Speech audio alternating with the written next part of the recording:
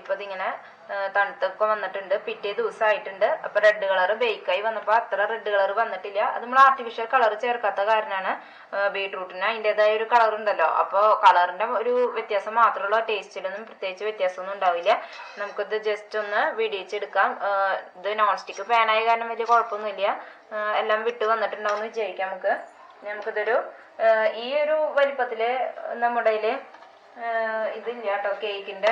ഇത് നമ്മൾ വീട്ടിൽ അന്ന് തയ്യാറാക്കിയതാണ്. ഇതിന്റെ ഞാൻ വീഡിയോ ഇട്ടിട്ടുണ്ടായിരുന്നു. അപ്പൊ കാണാത്തവരുണ്ടെങ്കിൽ അത് പോയി കാണാം. പക്ഷെ ഈ വലിപ്പം മതിയാവില്ല. പിന്നെ ഉള്ളത് നമ്മൾ എടുത്തിട്ടില്ല. അപ്പൊ ഞാൻ ഇതുപോലെ ഒരു പ്ലേറ്റിലേക്ക് നമുക്കിത് പകർത്താം.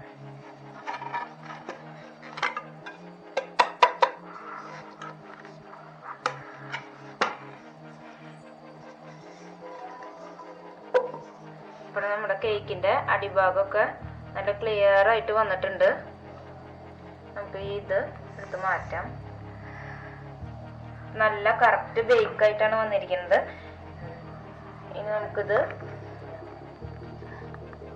ഈ ഫ്രണ്ട് മുകൾ ഭാഗത്താണ് പിന്നെ ഒരു ചെറിയ കളർ ചേഞ്ച് വന്നിരിക്കുന്നത് കേട്ടോ. അയ്യോ, നമ്മുടെ ഇവിടെ ആക്കി കൊടുത്തുനിന്ന് പൊട്ടിയതും സാരില്ല. ഇത് നമുക്ക് മാറ്റാം. നമ്മുടെ കേക്ക് അത്യാവശ്യം നല്ല വലിപ്പമുള്ള കാരണം തന്നെ കണ്ടില്ലേ, ഈ പ്ലേറ്റില് നല്ല ഒന്നായിട്ടുണ്ട്. നമുക്കിതൊന്ന് ചെറുതാക്കി എടുക്കാം, അല്ലെങ്കിൽ മോൾ ഭാഗം കട്ട് ചെയ്തെടുക്കാം. എന്തായാലും നമുക്കിത് ഡെക്കറേറ്റ് ചെയ്യാൻ വേണ്ടിയിട്ട് ഇതൊന്ന് കുറച്ച് ആവശ്യമുണ്ട്. നമുക്കിത് ഒരു 2 ലെയർ 3 ലെയർ ആക്കി എടുക്കാം. 3 ലെയർ ആക്കാതില്ല. ഇതിന്റെ ഒരു തിക്നെസ് നിങ്ങൾ കണ്ടുല്ലോ. അത് ഇത്രയാണ് തിക്നെസ്. വേണമെങ്കിൽ 3 ലെയർ ആക്കാം. നമുക്കൊന്ന് വട്ടം ചെറുതാക്കാം.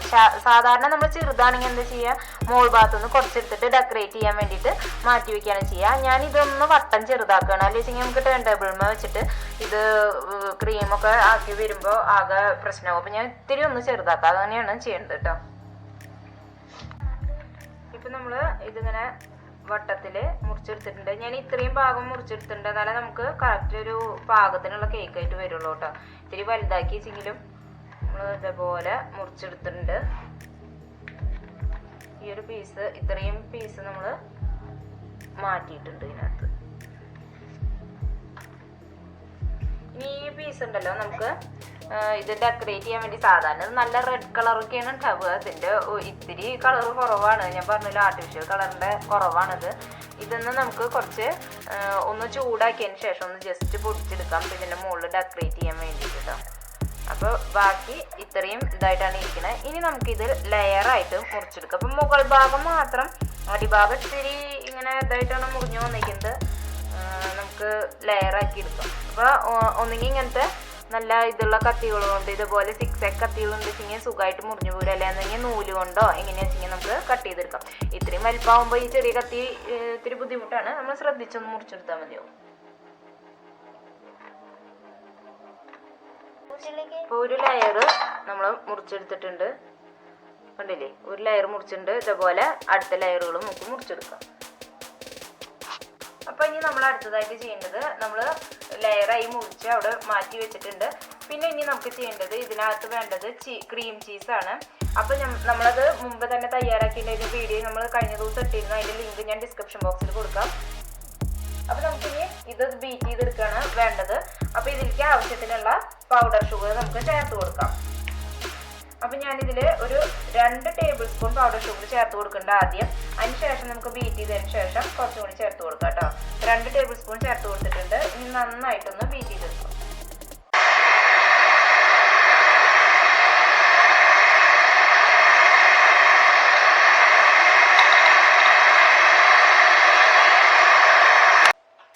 അപ്പൊ നമ്മുടെ ഇത് നല്ല ക്രീമി ആയി വന്നിട്ടുണ്ട്. നമ്മളൊരു 4 ടേബിൾ സ്പൂൺ പൗഡർ ഷുഗർ ചേർത്ത് കൊടുത്തിട്ടുണ്ട്. ഇപ്പൊ നല്ല ക്രീമി ആയി വന്നിട്ടുണ്ട്. ഇത് നമുക്ക് മാറ്റി വെക്കാം. ഇനി അടുത്തതായിട്ട് നമുക്ക് വിപ്പിംഗ് ക്രീം വിപ്പ് ചെയ്തെടുക്കാം.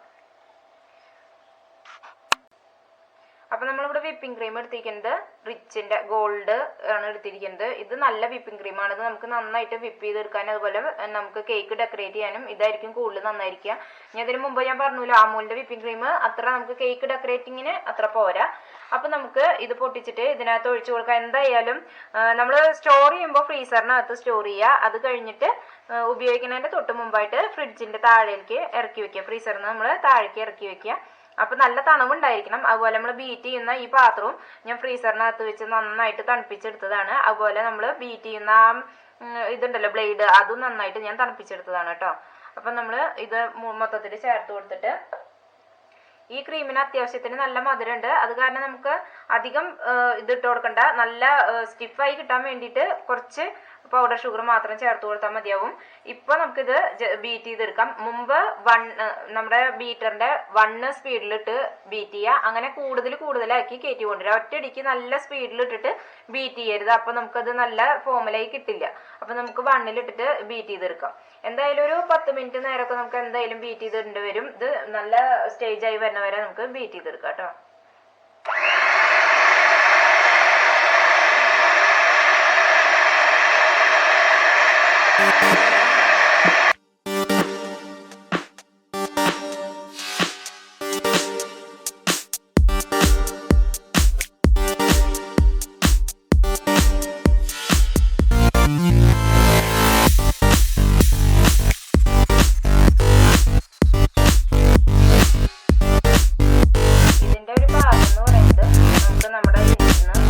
പാടില്ല. ഇതാണ് അതിൻ്റെ ഒരു പാകം എന്ന് പറയുന്നത് കേട്ടോ.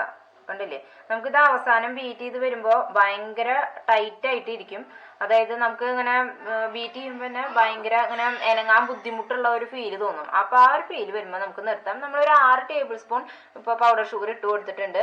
ഇനി ഇതിലേക്ക് നമുക്ക് നമ്മൾ നേരത്തെ ബീറ്റ് ചെയ്ത് വെച്ചിരുന്ന ക്രീം ചീസും കൂടി ചേർത്ത് കൊടുക്കാം. ക്രീം ചീസ് ചേർത്ത് കൊടുത്തിട്ട് നമുക്ക് ബീറ്റ് ചെയ്യേണ്ട ആവശ്യമില്ല. ജസ്റ്റ് ഒന്ന് ഇതുപോലെ ഫോൾഡ് ചെയ്തെടുത്താൽ മതിയാവും കേട്ടോ. അപ്പം നമുക്ക് ഇതിന്ന് ഫോൾഡ് ചെയ്തെടുക്കാം. ഇതുപോലെ ചേർത്ത് കൊടുക്കാം. ഞാൻ ഇതിന് മുമ്പ് പറഞ്ഞിട്ടുണ്ട് ഈ സ്പാച്ചില അത്ര ശരിയല്ല എന്നത് കാരണമാണ് ഞാൻ പതുക്കെ ആക്കണം കേട്ടോ. ഈ സ്പാച്ചില തീരെ നമുക്ക് ഇതിന് കേക്ക് ഫോൾഡിങ്ങിനൊന്നും സ്പാച്ചില പറ്റില്ല. അത് കാരണം ഞാൻ നേരത്തെ എടുക്കാൻ. പക്ഷെ ക്രീമൊക്കെ നമുക്ക് എടുക്കുമ്പോഴേ കറക്റ്റായിട്ട് കിട്ടാൻ ഈ സ്പാച്ചില നന്നായിരിക്കും. ഇനി നമുക്കിതൊന്ന് നന്നായിട്ടൊന്ന് മിക്സ് ചെയ്തെടുക്കാം കേട്ടോ. ഇപ്പം നമ്മുടെ എല്ലാം ബീറ്റ് ചെയ്ത് കഴിഞ്ഞിട്ടുണ്ട്. ബീറ്റ് ചെയ്ത് കഴിഞ്ഞപ്പോൾ ഞാൻ ജസ്റ്റ് ഒന്ന് ഫ്രിഡ്ജിനകത്ത് വെച്ചു, ഒന്ന് തണുക്കാൻ വേണ്ടിയിട്ട്. കാരണം അതിൻ്റെ ഇടയിൽ നമുക്ക് ബാക്കിയുള്ള കാര്യം ചെയ്യുന്ന ടൈമിൽ നമ്മൾ ബീറ്റ് ചെയ്തതിന് ശേഷം ഫ്രിഡ്ജിനകത്ത് വെക്കുക. ഇനി നമുക്ക് ഇത് സെറ്റ് ചെയ്യാം. അപ്പോൾ സെറ്റ് ചെയ്യുമ്പോൾ നമ്മൾ നേരത്തെ വെച്ചിരുന്ന നമ്മളൊരു ബോർഡ് വെച്ച് കൊടുത്തു. ഇനി നമുക്ക് എന്ത് ചെയ്യണം എന്ന് വെച്ചിട്ടുണ്ടെങ്കിൽ ക്രീം ആക്കാന്നുള്ളതാണ് ഫസ്റ്റ് സ്റ്റെപ്പ്. അപ്പൊ നമുക്ക് ഒരു പൈപ്പിംഗ് ബാഗില് മുമ്പ് ക്രീം ആക്കാം. അപ്പൊ പൈപ്പിംഗ് ബാഗ് എടുത്തിട്ട് നമ്മളൊരു ഗ്ലാസ്സിനകത്ത് വെക്കുക. അപ്പൊ നമുക്ക് ഇതിനകത്ത് ക്രീം നിറയ്ക്കാൻ എളുപ്പമായിരിക്കും. ഇതിപ്പോ അത്ര വലിയ കുഴപ്പമില്ലാത്തതാണ്. ഇതിന് മുമ്പത്തെ പ്രാവശ്യം ഞാൻ ഇതാക്കിയപ്പോണ്ടല്ലോ ഈ ഭാഗത്തുനിന്ന് ഇങ്ങോട്ട് പോകുന്നുട്ടോ. പിന്നെ എനിക്കിപ്പോ മനസ്സിലായേ ഇത് നമ്മൾ കുറച്ച് കയറ്റി വെച്ചിട്ട് ടൈറ്റ് ചെയ്യാന്ന് വെച്ചാൽ പ്രശ്നം ഉണ്ടാവില്ല. അപ്പൊ ഇനി ഇതിൽ വെച്ചിട്ട് നമുക്ക് ക്രീം നിറച്ചെടുക്കും. ഒരു ഗ്ലാസ്സിൽ വെച്ചിട്ടാകുമ്പോൾ നിറയ്ക്കാൻ എളുപ്പമായിരിക്കും.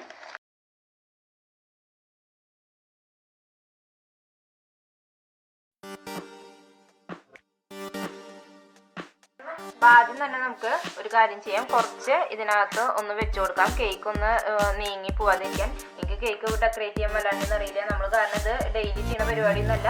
എങ്കിലും വലിയ കുഴപ്പമില്ലാണ്ട് നമുക്ക് ചെയ്തെടുക്കാൻ ഞാൻ വിചാരിക്കുന്നു കേട്ടോ. ഇനി നമ്മൾ എന്ത് ചെയ്യാന്ന് വെച്ച് കഴിഞ്ഞാൽ ഏറ്റവും അടിയിലത്തെ ഭാഗമല്ല നമ്മൾ വെച്ചു കൊടുക്കേണ്ടത്, നടുവിലത്തെ ഭാഗമാണ് ഞാൻ മുമ്പ് വെച്ചു കൊടുക്കേണ്ടത് കേട്ടോ. മുമ്പ് ആ ഒരു ലെയർ വെച്ചു കൊടുത്തു. ഇതിന് ഒരു മാറ്റം ഇല്ലാണ്ടിരിക്കാൻ വേണ്ടിയിട്ടാണ് കേട്ടോ ഇത് അടിയിൽ നമ്മൾ വെച്ചു കൊടുത്തത്.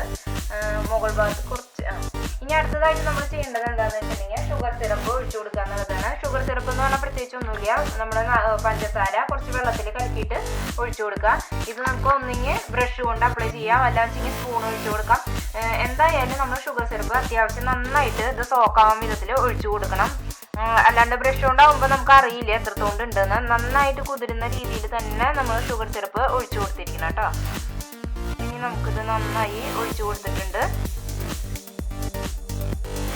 ഇനി നമ്മൾ അടുത്തതായിട്ട് ചെയ്യേണ്ടത് ഇതിൻ്റെ മുകളിൽ ക്രീം ആക്കുക എന്നുള്ളതാണ്. അപ്പോൾ ആദ്യമൊക്കെ ഞാൻ ഈ നമ്മുടെ പാലറ്റ് നൈഫ് വെച്ചിട്ടൊക്കെയാണ് ചെയ്യാറുണ്ട്. അപ്പോൾ നമ്മൾ അത്ര ഫിനിഷിങ് വരാറില്ല.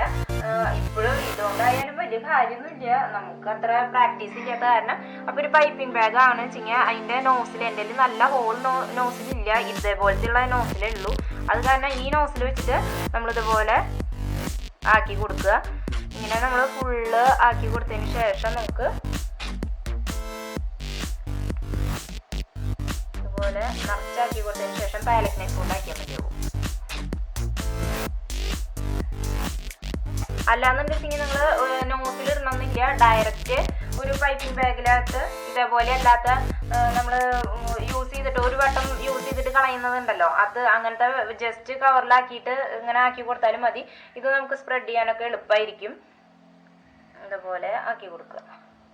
അപ്പം അത്യാവശ്യത്തിനായിട്ടുണ്ട്. ഇനി നമുക്ക് പാലറ്റ് നൈഫ് കൊണ്ട് ആക്കി കൊടുത്താൽ മതിയാകും. അപ്പം ഈ പാലറ്റ് നൈഫ് ജസ്റ്റ് ഒന്ന് വെള്ളം നനച്ചാൽ നന്നായിരിക്കും. വെള്ളം നനച്ചിട്ടുണ്ടെങ്കിൽ നമുക്ക് ആക്കി കിട്ടാനൊക്കെ ഇതിനകത്ത് പിടിക്കുന്നില്ല. ജസ്റ്റ് ഇതേപോലെ ടേൺ ടേബിൾ ഉണ്ടെങ്കിൽ സുഖമായിട്ട് കറങ്ങി കിട്ടാനൊക്കെ എളുപ്പമാണ് കേട്ടോ. അപ്പം ഇല്ല, നമ്മളിപ്പോൾ വീട്ടിലിപ്പോൾ ഒരു പ്രാവശ്യം അങ്ങനെ അത്യാവശ്യം ഇതിന് മാത്രം തയ്യാറാക്കുന്നവർക്കാണ് വെച്ചെങ്കിൽ ഇപ്പോൾ ടേൺ ടേബിൾ വേണമെന്നൊന്നുമില്ല.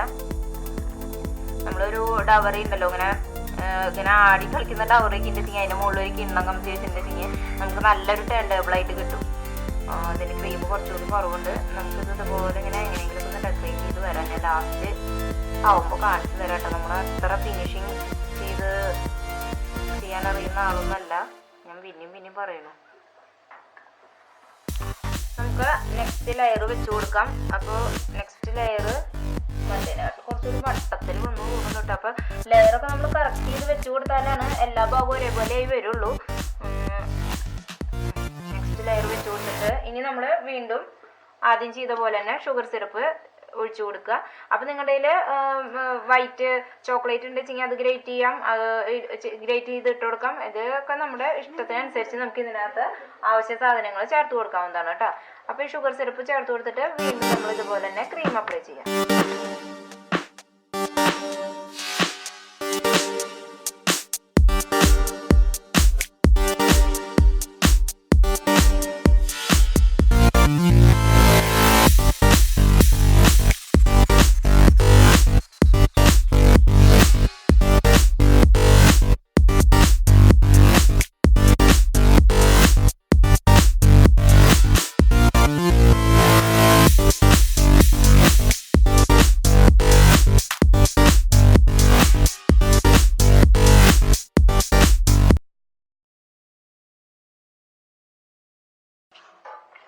അപ്പം നമ്മളിത് ഒരുവിധമൊക്കെ ഒന്ന് അങ്ങനെ സെറ്റാക്കി വന്നിട്ടുണ്ട്. ഇനി നമ്മൾ അടുത്തതായിട്ട് വേണ്ടത് ഒരു പാത്രം വെച്ച് കൊടുത്തിട്ടുണ്ട് ഞാൻ ഇവിടെ. ഇത്രയും ഭാഗം നമുക്ക് പേരെഴുതാനുള്ള ഒരു സൗകര്യത്തിന് വേണ്ടിയിട്ടാ.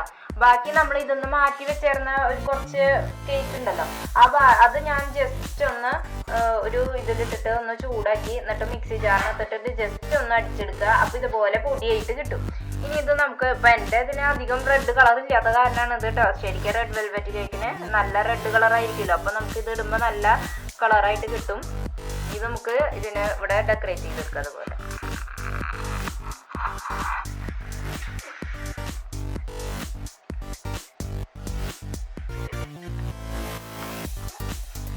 നമ്മൾ ഒരുവിധമൊക്കെ ഇങ്ങനെ ആക്കി വെച്ച് കൊടുത്തിട്ടുണ്ട്, നന്നായി പ്രസ് ചെയ്ത് കൊടുത്തിട്ടുണ്ട്. ഇനി നമുക്കൊരു ബോർഡർ വരച്ചു കൊടുക്കാം. അപ്പോൾ ഞാൻ ആ നോസിൽ തന്നെ ഇട്ടിരിക്കുന്നത്, വേറെ പ്രത്യേകിച്ച് നോസിൽ നിർക്കാൻ പോയില്ല, ആകമാനം ആവണം. അപ്പോൾ ജസ്റ്റ് ഇതേപോലെ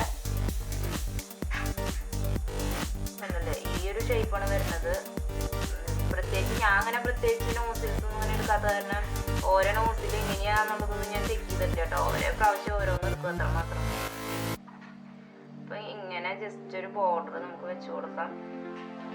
കുറേ നേരമൊക്കെ ഇരിക്കുമ്പോൾ ഇനി ഇത് ക്രീം എന്താവോ ആവും.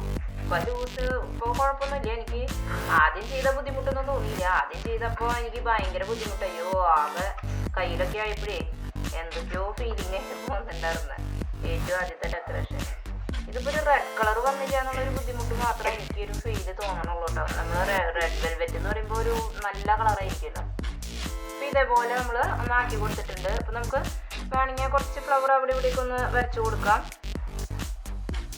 ഇതിനിപ്പോൾ പ്രത്യേകിച്ച് ഡിസൈനൊന്നും ഇല്ല, അത് ഈ ഒരു ഡിസൈനാണ് വന്ന് നിൽക്കണേ കേട്ടോ. അപ്പം നമുക്ക് കുറച്ച് വലിപ്പത്തിൽ വരച്ചു കൊടുക്കാം അല്ലേ. ഒരു ഡിസ്റ്റൻസ് ഇടാം, അല്ലെങ്കിൽ റെഡ് വെൽവെറ്റാന്ന് അറിയില്ല.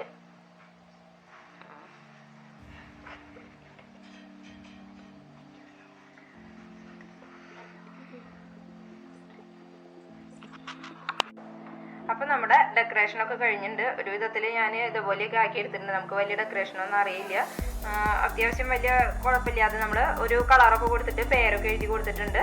അപ്പം ഇത്രയുള്ള പരിപാടി. നമ്മൾ അതിൻ്റെ ചെയ്യുന്ന പ്രോസസ്സ് കാണിച്ചില്ല. ഞാൻ ഇന്നിപ്പോൾ നാളെ നമ്മൾ കൊണ്ടുപോകുമ്പോൾ എന്തായാലും അവിടെ അത്യാവശ്യത്തിന് ആൾക്കാരുണ്ടായിരിക്കും. അപ്പോൾ അത് കാരണമാണ് ഞാൻ ഇത്രയും വലിയൊരു കേക്ക് ഉണ്ടാക്കിയത്. അപ്പോൾ ഏകദേശം ഒരു 2.5-3 കിലോ കേക്കിൻ്റെ ഒരു വെയിറ്റ് ആണ് ഇതിന് വരുന്നത്. ആ ഒരു ഇൻഗ്രീഡിയൻസ് ആണ് നമ്മൾ പറഞ്ഞത് കേട്ടോ, ക്രീം അടക്കം. അല്ല എന്നുണ്ടെങ്കിൽ ഒരു 2.5 കിലോന് അത്രയാണ് വരിക.